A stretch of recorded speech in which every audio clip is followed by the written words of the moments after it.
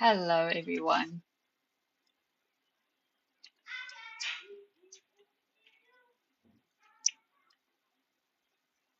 I'm just going to have a wait quickly for Michael to join us and then we'll get started.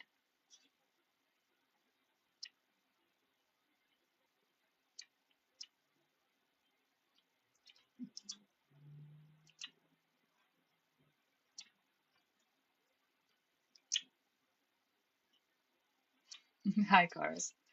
Hi, Shanae. I'm going to have to figure out how to add people to the live too, because that's usually Angela's job.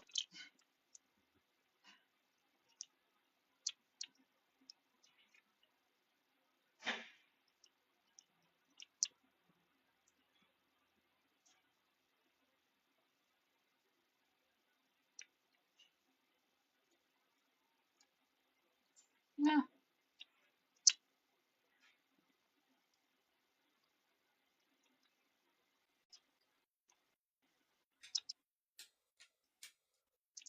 Hello. Hi, how are you? I am doing well, thanks, and you. I'm good, thank you. For some reason, you can't see me. I don't know why. I've never actually done a TikTok live before. Oh wait, there we go. Yeah. Camera. There we This go. was like me Her. trying to figure out Here we go. I how want to to see if start this the light live. works better. Whoa, that is way too bright.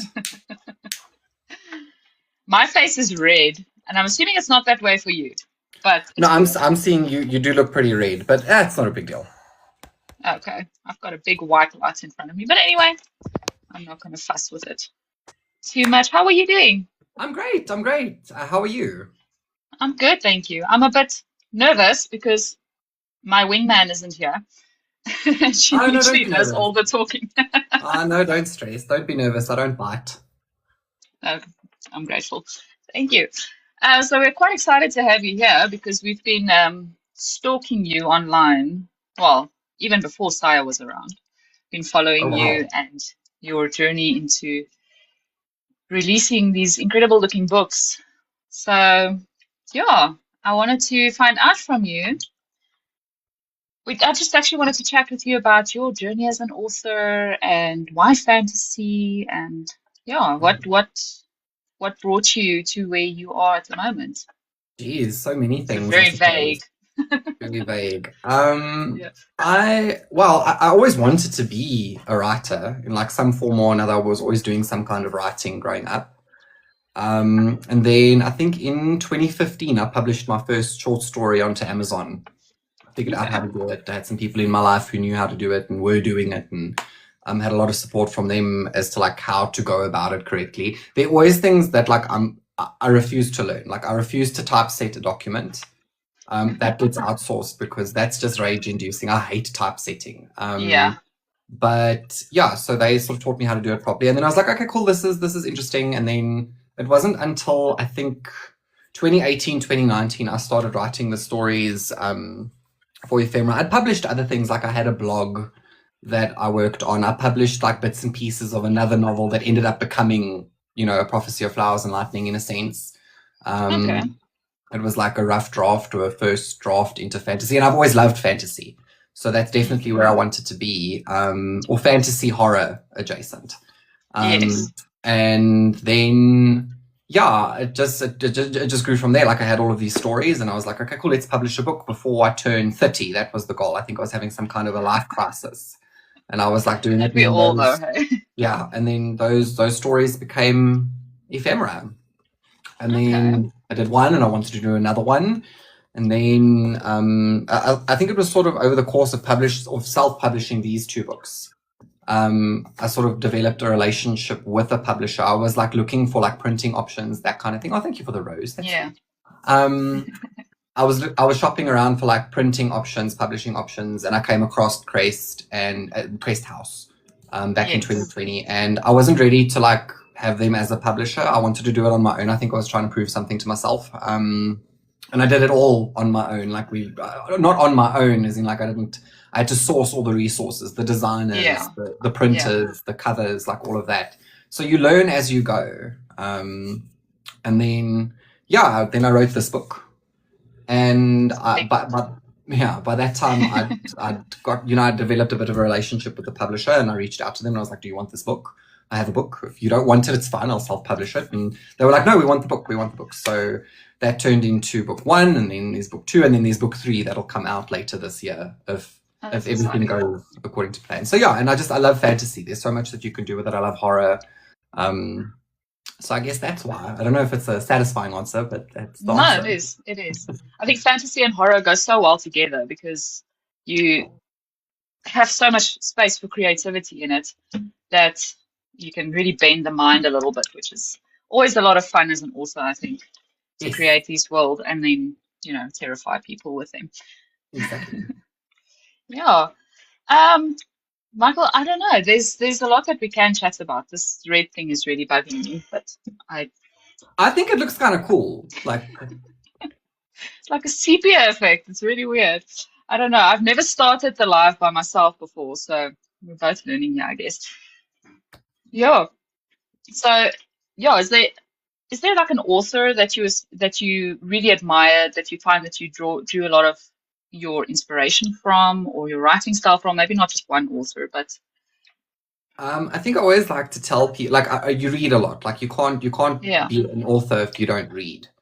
Um, definitely. and I think my style is somewhere in between, like, Neil Gaiman and Nathaniel. Like, I think that's how I did. Like, if Nathaniel, Stephen King, and Neil Gaiman had a baby, that baby would be me.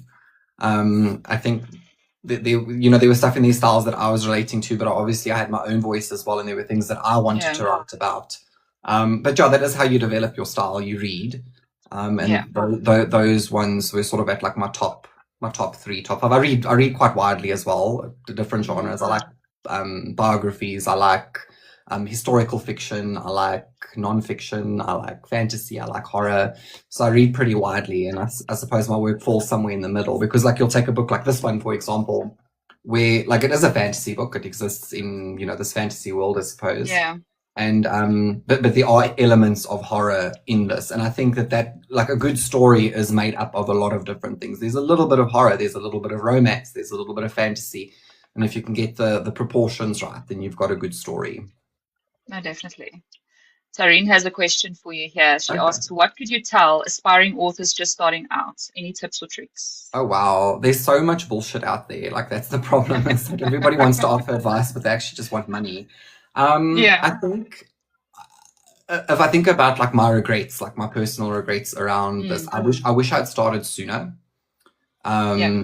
So like if you're having doubts, because I speak with a lot of people, like we go to book signings and events and Comic Con and like all of that stuff, and they're like, oh, I want to write a book, and I'm like, you should do it. You should just do it. Yeah. And they say, oh, they're too anxious or they are too self-conscious or whatever. And I'm like, screw all of that stuff. Just write it. So that would be the main thing, is just write the book, because I Yeah. think everybody wants to write a book.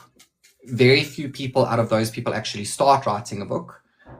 Very few people out of that group of people actually finish a book. Like I often say that finishing a book is way more Mm, important than starting. then starting it. Yeah. Um, so yeah, just remain consistent and like just do it. Like it's the best feeling in the world. Like when you get the copy from the printer and you get to hold Yeah. the physical thing in your hand.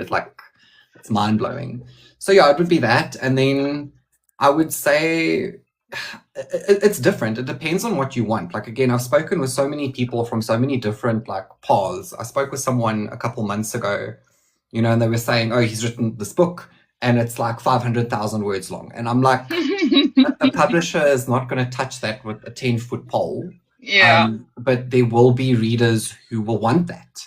And if you're Yeah. doing it for yourself, then that's great. And you want to market it yourself. It's also very expensive to print a book that large. Like Yeah. people generally tend to stick to 100,000 words. But if that's what you find fulfilling, and that's you following your truth, just adjust your expectations. Like there's readership for everything. Yeah. I do genuinely believe that, but it's not going to be like an overnight success or whatever. Like it's going to take a long time to sort of build up your audience and get them familiar with Yeah. you, that kind of thing. So yeah, just understand why you're doing it, whether you're doing it for yourself, whether you want to do it as a career, whether you're doing it as a hobby. It's rewarding no matter what your reasons are, but just keep your expectations in line. Like you're not going to write a 500,000 word book and then expect a publisher to pick it up. No, I So absolutely agree with you. And I think, at the heart of it, I think a lot of people do tend to write because they enjoy writing. And I think if we just remember that as an author, it makes the journey so much more fulfilling. Because if you're writing for yourself, you're not going to be devastated when you get a 1-star review somewhere on the internet or be rejected by a publisher. At the end of the day, I think it's probably the most important motivation should be to write for yourself 100%, first and 100%. foremost. And I mean, like you shouldn't write, like if you want to publish, if that's your goal, then that's great. But if you're just writing Yeah, for yeah. yourself, it's really good for you too. So there's that. No, What exactly. advice would you give an author writing fantasy for the first time? Whew. There's so much good advice out there for that kind of thing. I think the biggest thing with fantasy or nonfiction in general is that like you've got to work very hard to suspend belief, right? And like generally readers can fall into that. They can believe that like this mythological world exists, and the buy-in is easy. But to continue suspending that disbelief is difficult because in any world, ours included, there are rules, right? Yeah. There is a law of gravity. So you wouldn't break a rule. So like if you've got your set of rules set up for your fantasy world, if you're writing fantasy, don't break those rules because it breaks the disbelief or the suspense of that disbelief. And then, so don't set up rules and then break them. Or if you break them, have a very good reason to break them. That would be my advice. And then just do your research. Do your research and enjoy the process. Yeah. No, I absolutely agree with you. I think, although I agree with you that you need to follow your rules, but with my first book, I went and broke everything. But like as you say, I had good reason to break it. So that's great. That's great. As long as it works and you're happy with it, then that's the main thing. yeah. So, do you have a strategy for building characters? Natasha asks. Oh wow, that is interesting. That is an interesting question because sometimes a character pops into your head like fully formed. And for me anyway, I don't know how it is for you, but for me, a character might pop into my head fully formed and I understand very well who this person is. And then other times they're characters that you've sort of got to spend a little bit more time with and they grow with you throughout the process. So, I mean, it's good to have I have descriptions for characters and it's not just like, oh, he has black hair and blue eyes. It's like, okay, cool. This is where he comes from. These are all the things that I know about him. This is why he behaves a certain way. That kind of thing. So it's nice to have like a blueprint. But what I've often found is that you'll have a blueprint and you'll be halfway through the book and you've got to throw it out and start all over again and rearrange things for the plot or for structure or for believability. Yeah. They call it a book Bible, I think. Yes, it's what the industry refers to it as, is to have your book Bible handy so that you can keep your plot points and everything. And with regards to your character, I mean, keep them handy and make sure it's consistent throughout because editing it otherwise is going to be a headache. Yes. But yeah, I think if I can also just jump a little bit on that for Natasha is I think it's so important to like you say, to know why they make the character themselves make the decisions that they make. So if they are a jaded person or whatever, what is it that made them that way?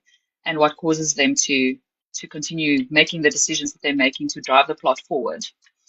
But yeah, we're getting some very deep questions here. Alti Autumn wants to know, what type of rules would you write in fantasy? Because fantasy is very broad. Fantasy is very broad. I am very big into world building. And like this is something that I think applies to like fantasy, science fiction, etc. When you're talking about like a set of rules, you might be talking about like a magic system, right? And you've got to understand whether it's a soft magic system or a hard magic system. How fast and loose do the rules of that magic system play out? So for example, like if you've established a rule that like your magic system cannot bring anybody back from the dead, it's not possible. Don't like 3 chapters in bring somebody back from the dead, because then you sort of made a promise to the reader and then you've broken it. And that's it's not the best example, but it's the only example that I can think of right now as far as when it comes to like the rules within magic. And I think all that dragon riding stuff is very popular at the moment, like with Iron Flame and the rules within the system, like how do you bond with the dragon, like and all that stuff. But okay, cool, you are bonded to this dragon, nobody else can ride this dragon, and then you have somebody else riding the dragon, for example. That will work. I'm so scared of world building sometimes. I read and the world building is too much, says Tareen. I think, the world building is a lot, but that's the great joy of a fantasy world, isn't it? Because you can make it exactly the way that you want to. And I don't know if you want to maybe tell us a little bit about your world in A Prophecy of Flowers and Lightning, Yeah, sure. sorry. Sure, I can do it. How you went about building that world. So, I mean, you might want to criticize the book and say I took like the lazy option out, if that makes sense when it came to the world building, because it's very heavily mythology inspired, right? So that's me. For me, like mythology is the epitome of storytelling. I absolutely adore mythology. I love mythology retellings. I love the originals.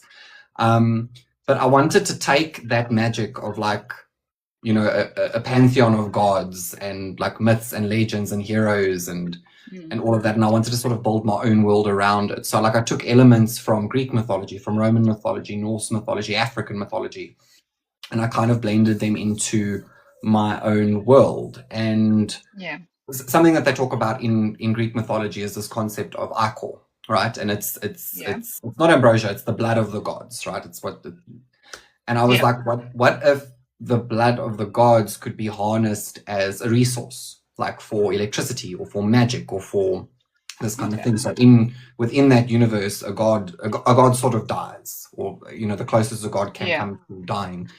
He gets into a fight with his brother, and he loses, and he falls from the heavens, and like where his body hits the ground, the city emerges around him. So like the god turns into the city. And in the city there is this fountain of ichor. It's in the third book. It's not in it is in the first book, but like we go into more detail in the third book that's coming out later this year. And that sort of sets up, his offspring or his descendants, because it was like that for the pharaohs in ancient Egypt as well. They believed that they were descended from the gods. And I was like, but what if people were actually descended from gods? Yeah. And they had this ichor running through their veins, and that allowed them to like access this resource that's sort of part of them, but also exists outside of them. And it flows through this living city. It's this magical living city that used to be a god, was a dead god. And they then harness that, to build an empire, essentially. So, and that creates an interesting like power dynamic, because like literally all of the resources, all of the power sits in one very concentrated place. Yeah. And then, I think when you're world building, the most important thing to do is like get your setup. You've got your inspiration. This is what you want to do. And then start asking yourself as many questions about that world as possible. How do they get around? How many languages do they speak? What kind of food do they eat? Because it's all going to stem from there and grow from there. So yeah, that's the world of the Luciferian mythos. We've got the blood of the gods that witches use for magic and to see the future and all sorts of. This sounds very interesting. I find it so fascinating to see how people. I quite enjoy when I'm reading epic fantasy, Brandon Sanderson's books, and he's got quite a few online tutorials or lectures about how he does his world building and all of that.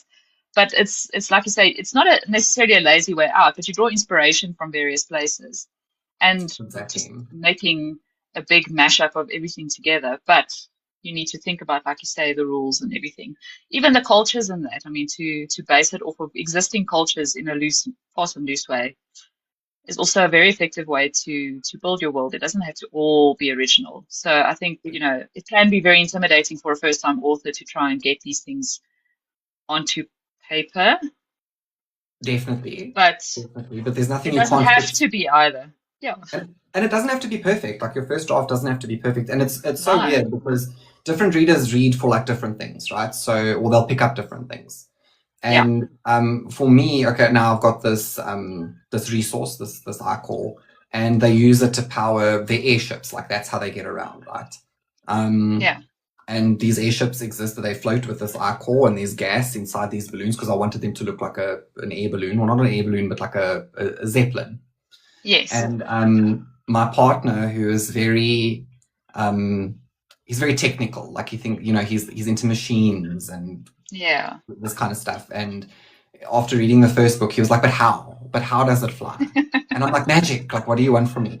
But it was interesting for him to point that out, because it gave me an opportunity to go a little bit deeper. And I'm like, actually, he's right. Like, how do they fly? Like, let's get into this and let's do some research and let's see. Yeah.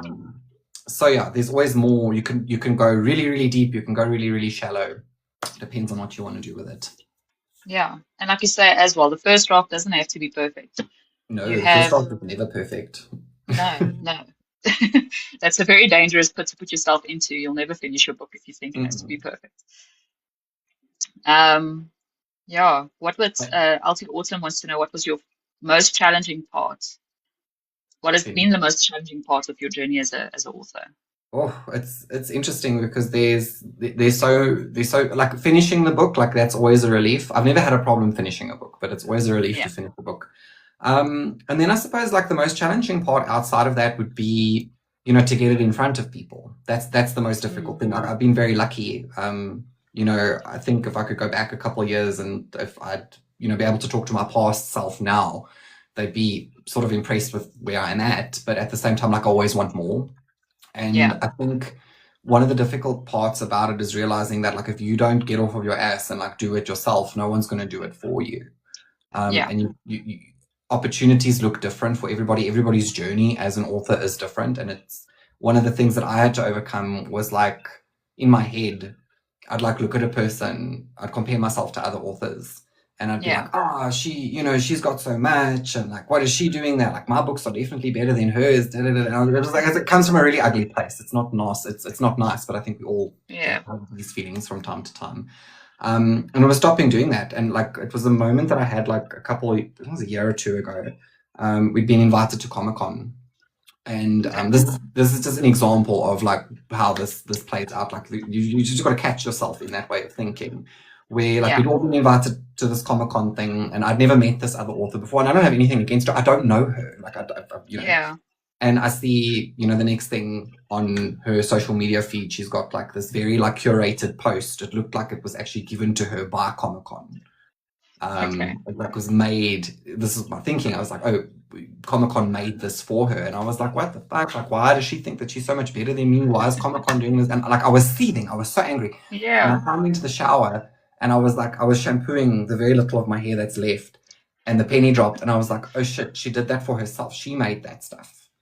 Oh crap. And I finished my shower very quickly and I felt very bad about it, but then I Yeah. hopped onto Canva and I made my own. So don't get caught up in comparison to other people because it can Yeah. leave you in an unproductive place. No, definitely. It's either going to paralyze you or, like you say, make you really angry. And one of the things that we're really trying to push with Saya in general is that there's enough limelight for a lot of us. Most There's a lot definitely. of readers in South Africa that aren't even aware that there are so many amazing local authors here. That's not even to speak of the international market. But we've had such an overwhelming response from local readers who want nothing more than to support local authors. And there's enough space for all of us to build ourselves up. But yeah, the comparison thing I think can be very dangerous. Sorry, my feral children are running around behind me. No worries. No, the comparison thing is dangerous. And I think this sort of space where like you had access to South African readers on this level, it didn't exist No, pre-TikTok, pre-book talk. It no, wasn't a not at thing. all. And I mean, I've sat in rooms with authors way bigger than what I am. Like they're like Yeah, massive. They've got like these international contracts, all of these things, and no one in South Africa knows who they are. And that yeah, to me is like crazy. But at the same time, I feel I've been doing this for long enough to sort of see shifts and changes. Like when I was interviewing authors back in 2013, 2012. I think independent authors specifically, they were kind of looked down upon. I was like, oh, if you didn't have a yeah, publisher, you weren't anything, and you're not a real author unless you've got a publisher. That was the yeah, way of thinking, and that has shifted so much in the last sort of like 10 years. yeah, Um, yeah. I and think we've seen a lot of indie authors gain a lot of success, and that's at least gotten some respect for the rest of us here in Definitely, South Africa. definitely. But that also said, like, I don't think that you should be competing with anybody because I've done so many events over the past like couple of years. I've done solo events that have, Mm, thank goodness, gone really, really well. But I've also done it's the joint events that you do with other authors. You have the yeah, best time. You're never lonely because you've always got yeah, somebody to talk to who's sort of in the same boat as you, and you cross-pollinate readers, and it gives the readers an yeah, opportunity to come out and meet multiple different authors at the same time. Because again, it was one of those ugly things. It's like, oh, I don't want to share space with other people. Like, I want top billing. I'm a bit of a diva. People maybe don't know that about me because it's the professional side that you don't necessarily. It's not the like fun TikTok side of me. Yeah.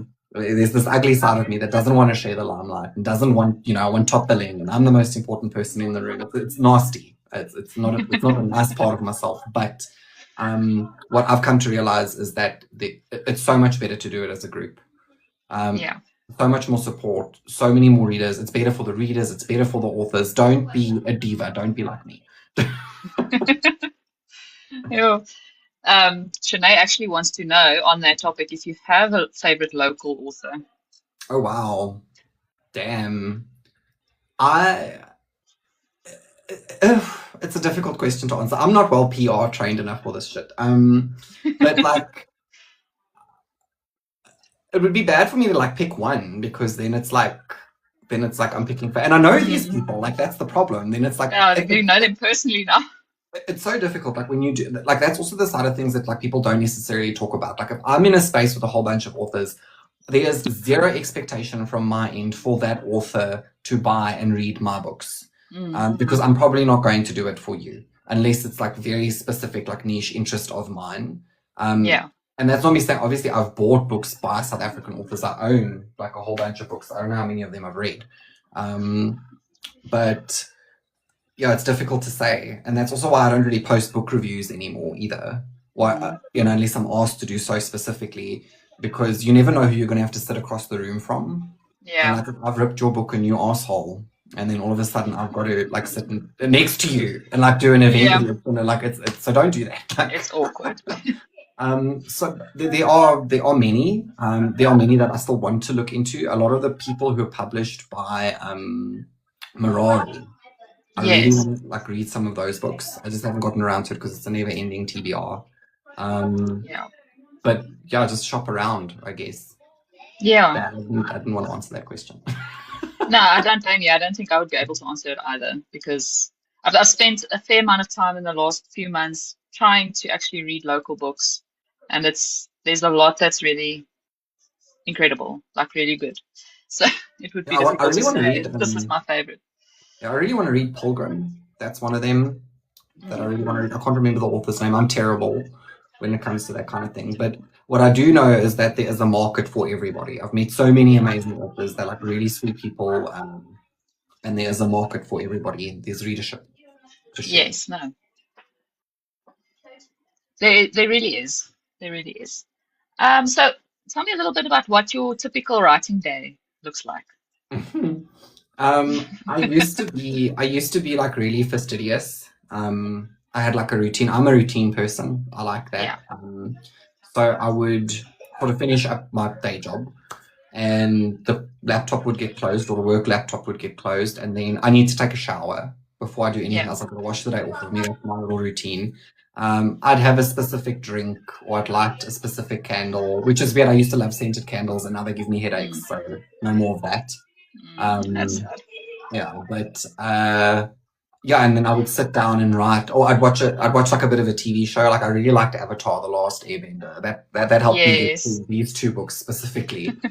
So it was like a 20-minute show, just so I could shut my brain down, or go and do something, go to the gym, go exercise, take a shower, go for a walk. And then I'd sit down and I'd write, and I'd just try and get as far as possible with it. Whether it's, as long as you're sitting down and writing, whether you're able to produce 10 words or 1,000 words. I do have a goal in mind. Like, on weekdays, I like to do 1,000 words. And then on weekends, I like to do 2,000 words over the course of a weekend. And sometimes I make it, and sometimes I overshoot, and sometimes I don't make it at all. But it is helpful to have goals in mind and try and meet them. So yeah, that's basically what it looks like now, or what it looked like. Now it's a little bit different. I get a little bit more time to write during the week. Schedules shift, stuff happens, social media, like, you're so busy all the time. But I do try and prioritize. Like, if I wasn't talking to you right now, I'd probably be writing. I'm sorry. No, but this is also part of it, right? Like, this is how. Yeah. This is how it goes. No, it absolutely is. Unfortunately, as authors, we have to wear many different hats, and it tends to take away from the writing time eventually. So the first book's always the most fun, because you're just writing. Yep. And then about author marketing. life happens. Yeah, Yeah, I mean, exactly. it's like, Not, okay, you've got 2 books to market, 1 book to write, 3 books to market, 1 book to write. yeah, Now it's like 4 books to market, 1 book that's being edited that will come back to me, and 1 book that's being written. So there's always lots of different pots on the stove. yeah. And it's, yeah, that's the gig. At least it makes it interesting. You're not going to get bored with just one thing happening at a time. No, definitely never bored. Frustrated sometimes, angry sometimes, Yeah, elated sometimes. Have you ever written anything? Like I like to leave myself notes, where I think I'm very clever. And then I'm like, oh, yeah. this is amazing, Michael. Well done to you. And then I can come back to it later in the edit and realize, oh no, this was terrible. Um, or I'll come back to something that I didn't think was significant. And I'm like, wow, I wrote this. I don't remember writing this. Yeah, like, this was an Easter egg. I didn't even realize that. Wow. Or like, oh, damn, I'm good. Like, I'm actually good. Holy crap, I've spent so much time doubting myself. And this is actually good. Yeah, yeah, it happens. Not as often as I'd like, but it happens at least. I laughed so much at Angela this morning because she had one of those moments where she was like, oh, she sends me just this quote. I'm like, what's this from? Because this is really good. She's like, it's actually from the book I'm busy editing right now. Great. Well I love done. it when that That's great. happens. That's great. Yeah. And again, I don't know about you, but like the whole time I'm writing a book, I have this like love-hate relationship with it, where Mm. like it flips like a crack house mattress, because one moment like I'm absolutely in love with it, and everything's great, and then the next minute I'm like, oh, this is terrible. This is the worst thing I've ever produced. I hate it. And then it Yeah, goes back to, okay, I kind of like this again. Like you've got this constant like push and pull inside of yourself. It's weird. yeah. And it usually hits hardest at halfway point. Yeah, halfway That point. halfway dip where you're like, oh, what am I doing to myself? Or like you've just laid your head to go down and sleep at night, and then you're like, oh my gosh, this book is terrible, or oh my gosh, this book is amazing, I'm so excited about it. Yeah, So that's another thing. Like I think all authors go through that. So you're going to have that relationship with your book, because that's what you're doing. You have a relationship yeah, with the book the whole time you're writing it. It's yeah. crazy. No, absolutely. You're going to read it a million times before it gets published. So better make sure it's something you like reading. Yeah, you should read it a million times. Um, so I haven't read any of your books yet, which I'm very sorry for. Although it is on my TBR. Again, I was looking at don't Mirror, apologize. It's all good. but yeah, I understand. You understand the TBR is a never-ending thing, right? Yeah, I'm looking at But mine right now. I'm like, yeah, I keep adding books to my Kindle, and like I don't know why I'm doing this to myself. I only recently started buying hard copies again, I and I'm feel already out of shelf space, and I haven't read half of them. Yeah, to be a So reader, I think you're an eternal optimist, because you've got this hope in you, and you keep buying books, and you're never going to read them all, but you think you yeah, are. yeah, no, we can only hope. We can only hope. But just reading through like the blurbs of your books, it's there seems to be like several themes that keep coming through. And I want to ask you, it says, are purposeful themes that you try to write into your books, almost like a message that you want to give through, or even just a vibe that you want each of your books to carry? It's interesting. Like I think if you look at the author's notes as well for some of the books, like there were some books where I knew from immediately like what I wanted to do. So like with the Acrimonious, for example, this book, I Yeah, really wanted to write like about monsters. But I think the lens that like people say, oh, you write horror, and I'm like, yes, but like for me, it's like storytelling through the lens of horror, if that makes yeah, sense. And I wanted to climb into people's heads a little bit, because you grow up and you watch their horror movies and they're monsters and whatever, but like as an adult, there are these very real monsters, yeah, and they are selfishness, greed, addiction, yeah, difficulty with like abusive families, or like all of those are the real monsters, like bulls. Nothing yeah, scares me more than a bull. Even if I'm perfectly capable of paying for it, like that email will come up and it will be like my accountant or whoever, and I'm like, yeah, oh, that's a real monster. And it's about the things that keep you up at night. yeah, Your fears, your insecurities, that kind of thing.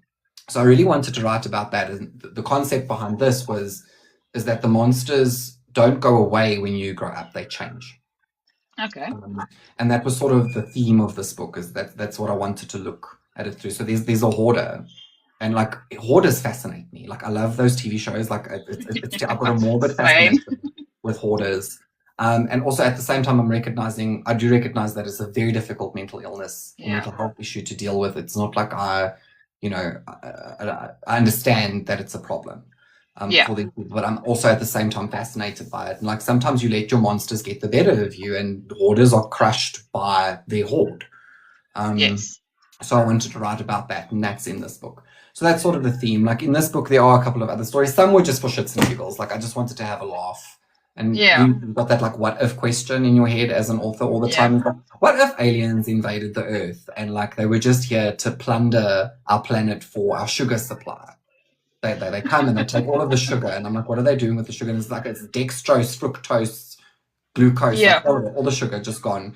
And the aliens are like, you guys don't really need it. Like you kind of have a sugar problem over here. Everybody's like overweight and diabetic, and you Yeah. don't need the sugar. We'll take it from you. It's okay. So there was that, which was a little bit funnier. And then there's another story in this book. It's about like the price of enlightenment. And Okay. I spoke about this recently as well. Like I hate it when institutions take advantage of people, where it's like, oh, you want to be part of this thing, this belief, this group.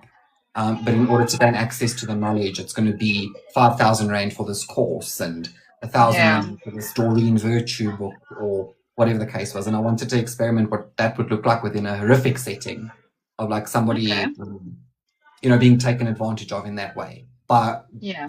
for lack of a better word, like a spiritual vampire, if that makes sense. Yeah. Yeah. So yeah, it depends. And then with these books, it was also different. Like I had no idea when I set out to write this book. I finished this book, reading it, editing it, and I was like, holy shit, this book is about mothers. This book is 100% about mothers. You've got all these different examples of mothers in this book. There's a terrible mother. There is a mother who suffers under abuse, and how we look at how she deals with that. And then there's a very good caring mother, and she's trying her best, and she doesn't feel like she's good enough. But I was like, it's crazy how much there is about mothers in this book. Yeah. That's quite interesting. Yeah. And it's interesting that you picked that up after the fact. It wasn't Yeah, I was something like, that you. yeah, I was like at the end, I was like, oh my gosh, this book has got 3 different mothers in it, and it's about the relationships between these sons and these mothers, and the stepson and the stepmother and the biological mother and this biological. It was crazy. It was insane. I could not believe that I'd written an entire book on motherhood, which is ridiculous because I'm not a mother. I'm not even a parent. Like, but I do think that those relationships resonate. And yeah, so it's interesting where it takes you personally as well as the person creating the work. Yeah, yeah. Brings some introspection and sometimes healing in as well, even if it is a fictional story. It's not necessarily meant to be a healing type of journey. And I like that about Siobhan Bulmer as well, Madam Cupcake over here on TikTok. Like she's such an amazing person, and she's so sweet. And I think she's been through a hell of a lot. She's far more vulnerable than what I am, and I commend her for that. She's incredibly brave. Yeah. For coming with her story and like exploring it. Like she puts it all out there. If that's what she's doing on social media and like what she's been able to achieve with sort of her platform. What's in her books must be mind-blowing as well. Like, I commend her. I've got a lot of respect for her. Yeah, I mean, just the fact that she's also writing it so purposefully. And I read her book Secrets of the Shell recently, and I think I saw your review. I think I did see your review. Yeah. Yeah. No, it was mind-blowing actually, because it's so difficult for me to think of a piece of fiction, and maybe that's just because I've been reading the wrong books all my life, but to think of a piece of fiction that can actually bring about healing in that way, to highlight such a serious issue, in this case, like self-harm and suicidal tendencies and that, and to be able to translate that into a story that can resonate with people on such a deep level. And still, it's a fantasy story with Greek mythology and everything in it, and so you can read it from a lighter point of view, but it's still, it's very touching. It takes a lot of skill to do that, I think, and it's crazy. Yeah. And like I'm always thinking of it from like a psychological aspect. So like with the acrimonious, like I wrote about where I came from. Like I'm from the East Rand of Joburg. And it's the Tapper Triangle. It often gets looked down on. It's like Benoni, Boksburg, Brakpan. Yeah. But those towns, they have a tone to them. And it's like wherever there's poverty, there's suffering, there's abuse, there's like all of these things. but like that's what I wanted to write about. Like, and again, like I'm not the type of person to just come out and be like, oh, here's my story, like here's all my trauma, I'm just Yeah. gonna lay it all out for you, and like, oh, here's my book. And again, I commend her for that vulnerability. It could never be me. But like I like to think of things like from a psychological aspect, because there's a lot of abuse that goes on in this book as well. Like I treat the main character terribly. Like at points, I think maybe I do use him as a bit of a punching bag. Maybe I'm abusive. No.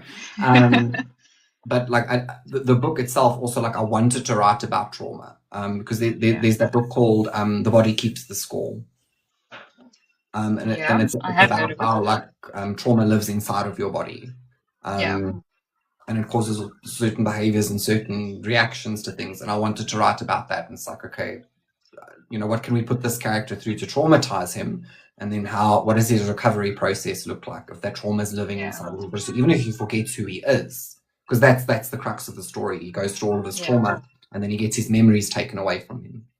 And I was like, but regardless of whether or not those memories are taken away from him, the trauma still lives inside of him. And that's sort of what helps him find his way back to who he actually is. That sounds amazing. Yeah, but half the stuff that happens to that character, like 90% of the stuff that's happened to that character never happened to me. That much I can say. So maybe I'm a bit of a bully. So we don't need to worry about you as we read through it. No, please don't. Please don't. I'm fine. I'm very, very privileged and happy and healthy as well. So Esmeralda wants to know, this is like jumping from one to the next. How do you keep yourself motivated to write when it's been a very busy day? Oh, wow. Geez, it comes from all sorts of different places. Sometimes I've got something to prove to myself, and I'm like, I can do this, I want to do this. So it comes from there. Other times it's just like I don't have a choice. Like I've got readers who I feel responsible for, like they owed an ending. They're excited for a new book. They've been there for me, and I'm so grateful to all of them, because I've had ride or dies for years. And they'll ask me, when's the next book, and I'm like, okay, so I kind of owe it to them in a sense as well. So sometimes I do it for them. And then other days, like, I wrote about this in January. I spent a lot of time being very angry about a lot of things. And I think, it was Alanis Morissette. She's the spokesperson for anger. And anger can be incredibly destructive, and it can, it gets a bad rap as an emotion, basically, is what she's saying, because it's associated with all of these negative things. But in listening to her and struggling with my own anger, it's a massive, powerful force for creativity as well. So there's that as well. I can be angry about stuff, but like the writing's never going to leave me. I can come and I can pour all my anger into that book. And I can find a way to make it work, or so there's that. And then also spite, because there are people who are also praying for my downfall. I know that they are out there, and I'm like, I'm going to show you exactly what I can do. So it depends from day to day. It depends on where I'm at emotionally. Sometimes I do need a break, and I've got to recognize, okay, Michael, this is about as good as it's going to get today. And that's okay. That's okay. You can try again tomorrow. And that's also the beauty of writing. Like, you can always try again tomorrow if you didn't have a good day. So there's that too. Yeah, I think the big thing of having a routine set in is also a major thing. But it's, like you say, it's so important to give yourself a break as well. Because be kind to yourselves, please. Yeah. I've had the wonderful privilege of being a stay-at-home mom with lots of time to write in the past, but now with starting Saya in the last 2.5, 3 months, really felt the struggle of the people that have to work full-time jobs, and then they still write huge books at the end of the day as well. But again, comparison is the killer of joy. Like, don't compare yourself to anybody. Everybody's journey is different. Also, like, a stay-at-home mom is a full-time job as far as I'm concerned. Like, you all don't get enough credit. It's crazy to run a household and children, and so. Look, my kids are a little bit older at least, so they are a little bit more self-sufficient. But it can be very tiring. But I mean, I'm doing that with Saya, and still trying to finish some, because I'm the type of person that I've got a bit of ADHD, so I'm never just writing one book at a time. There's multiple things happening at the same time. Again, I don't know how people do that because if I had to try and do that, my head would explode. I would not be able to write more than one book at a time. I don't know how you guys do that, but it's also cool. Like I really like Sire. I don't know if you wanted to maybe tell everybody a little bit more about it and what you guys have planned and what you're up to. What's your goal? What's your mission? Yeah, so the major thing for us, there's a lot of the indie authors in South Africa that went through a really hard time last year. And um, Angela will tell you very often her whole thing is taking care of people's mental health. And a lot of indie authors in mental health took a huge knock last year with some service providers that let them down. We'll leave it at that. I don't want to leave it at that because that's part of the reason why I was so angry last year as well. But I Yes. hear you. So you wanted a support system for these Yeah, people. so it's got a couple of branches to it. The dream with Saya is a very big dream. So we've got a lot of things in the pipeline. But sort of the baseline that we wanted to start with is to create a community where authors can connect with one another. Because especially within the indie space, people feel very alone. Like coming by information is really difficult in South Africa because publishing in South Africa is a lot different from doing it overseas. Um, basic things like finding out where to register an ISBN or how to go about getting payments from Amazon if that's where you're selling your books, or how to get your books into a bookshop if you need to, especially with the distributors that have closed down and left the scene. And That kind of stolen. thing. They've stolen. Yes, Like, let's yes. No, not like. they And again, like they've I'm happy to hold those people accountable. You stole yeah, from a whole bunch of people. You stole from absolutely. me. They rob people blind. And we've spoken to so many authors that have gone into debt to get their dreams off the ground, and they have absolutely nothing to show for it. And that's devastating. It really is devastating for Yeah, people. demotivating. Probably, then I understand like why you guys started this because that's enough to like make a person never want to write another book ever again. Like, Exactly. yeah. And it's a travesty because there's so many amazing stories that are coming out of South Africa that deserve to be told. Oh, totally. And Yeah, 100% agree.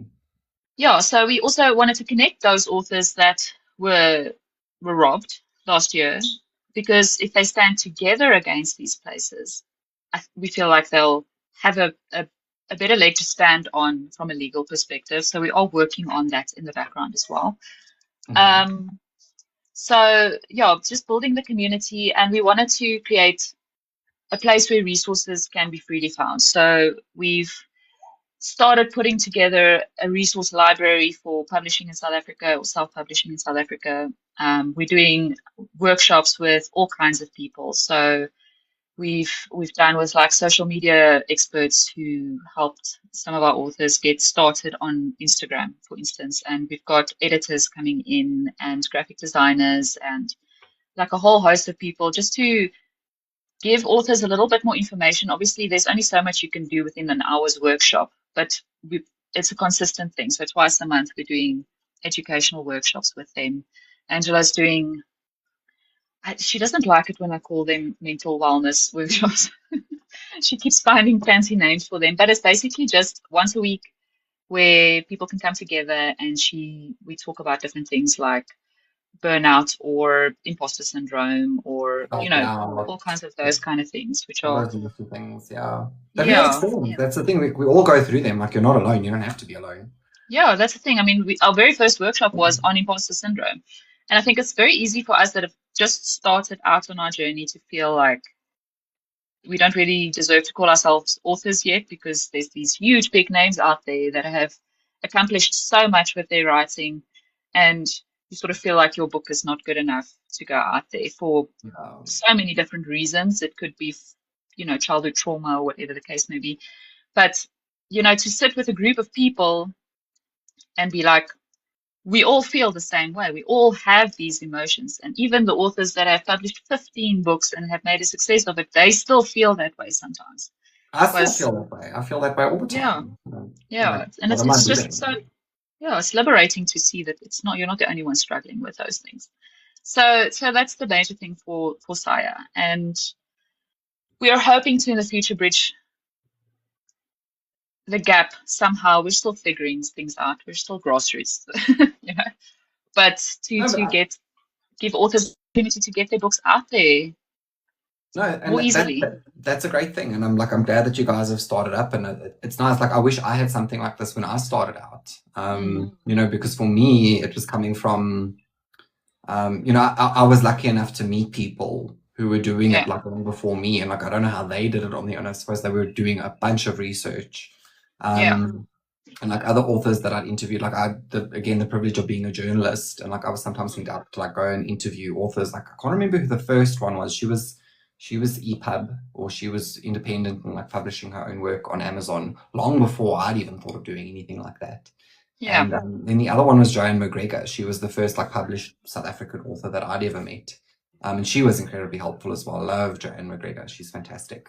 yeah. But there was nothing like what you guys have done. So I think it's great, and I think it's awesome that like I feel like um, Ink and Quill distribution and publishing, they've sort of Mm, stepped in, and to have you guys yes. now step in and sort of fill this space, I think is a very, very good thing. Yeah, and I think, it's a team effort. It's not just, you know, us at Sire that's going to bring change to the industry. It's like you say, it's Ink and Quill has also stepped up. What Siobhan Balmer is also doing is, absolutely incredible. And to be able to take hands with her and try and help like her Rising Stars movement and that kind of thing as well. This is, if we all take hands within the industry, then we'll really start to see change happening in South Africa. And that's the ultimate goal, is to leave a legacy where authors are able to bring their dreams to life and to be able to publish their work, and for it to be an uplifting and just be a space where people can actually make a success of it, where we're not fighting the system the whole time.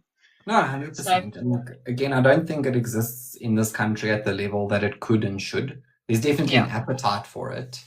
yeah, But it's just not the same. And like, I don't know why. Like, I don't know why it is the way that it is, because that's something that I've experienced myself as well. Like, I'll go into a bookstore, and I do talk about this a lot. Like, people don't know who I am, and that's fine. Like, I don't have an issue with that. But like, I'll go yeah, into a bookstore, and I'll have a conversation with whoever is running the show there, and I'm like, oh, are you stocking this book? And obviously, I'm asking for my own book, but I'm not going to walk in yeah, and be like, I'm the author, and like I've written this thing, and you stock it like it was a fancy. No, I just ask for the book, and then I'll get reactions like, oh, we'll like look it up on the system. Do you have the ISBN? Give it to them. And they go, oh, is this a South African author? yeah, And I was like, yes. And they were like, no, we don't order that. We've been burned by that before. And I was just like, it's a bitchy attitude to have. Like, and also, you don't know that you're talking to the author of the fucking book. Like, but anyway, so I've had yeah, like those reactions, and then I don't know where that comes from. I don't know, because I've had conversations with a lot of different people where that's sort of been like the tone. yeah, And I'm like, where does this come from? Like, where we look down on South African authors just because they're South African. You haven't read the book. You don't know who they are. You don't know what they've yeah, written, but you're just assuming that they're bad based on the fact that they're South African. And that is a stigma that I'm slowly seeing change. But hopefully you guys can be part of that as well. yeah. No, look, we've we've gotten such an amazing response actually, because along with Sire, we started the local book hive, which is just a platform that we're trying to use to be able to give authors a chance to sell their books at a reasonable commission, and with printing that's also reasonably priced without having to print 100 copies. Um, but in doing that, I've got in touch with so many readers who are falling over themselves to support the local Yeah, they're authors. amazing. And yeah, and it's been incredible. And so many of them come to me and they're like, we're having a conversation, and they're like, that, 2 months ago, they didn't even know that South African authors were a thing. And we're sitting here with hundreds of authors on TikTok, on, Yeah.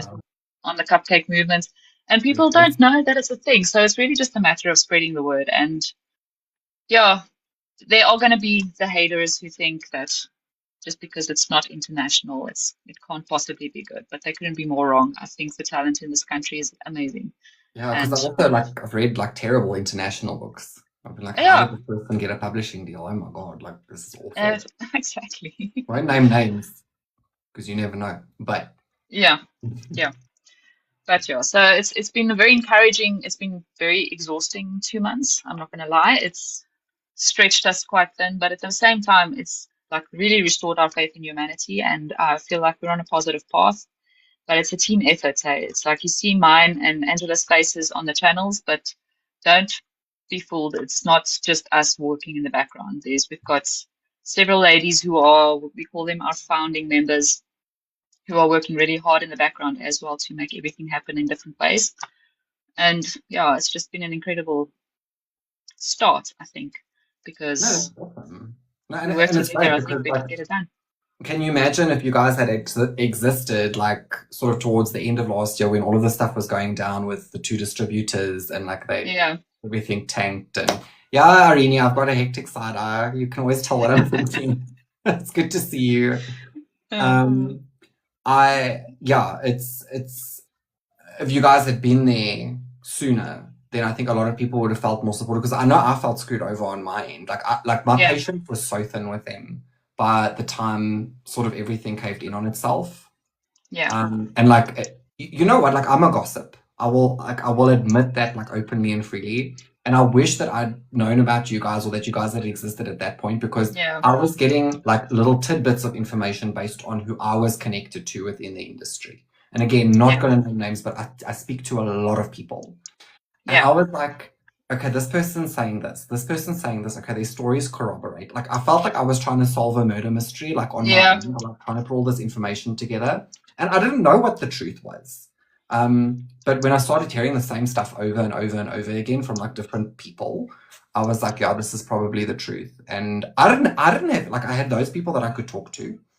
Again, not going to name names because I'm not going to out my sources. But it was crazy. I was like, this is like everybody's so pissed off. Everybody's so like done in. This was Yeah. unfair. And it's like not everybody has the same resources. You know, like I've got 4 books, I've got a publisher, I had stuff that I could fall back on. I have my own rights around like my ebooks Yeah. and stuff. I've got like a following, a readership, whatever. What were people doing that like didn't have all of that? Like how must they have felt? Yeah. No, they lost. Oh, sorry. Good night, love. Sleep well. Yeah. Sorry.